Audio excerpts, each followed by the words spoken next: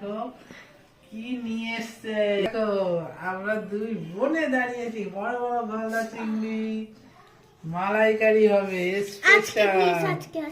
আজকেই হবে কত মাছ এনেছে দেখো, 2 কিলো। আরো ওই গামলায় রয়েছে, পড়ে যাচ্ছে। তোমরা সবাই দেখো, সবাই কমেন্ট করো কে কেমন লাগে এগুলো।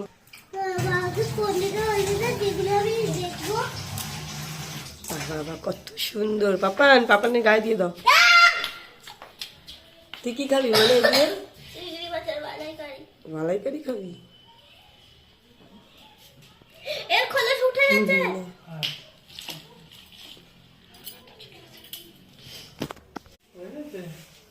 তুই খাই না, লেবুটা খেয়ে নে।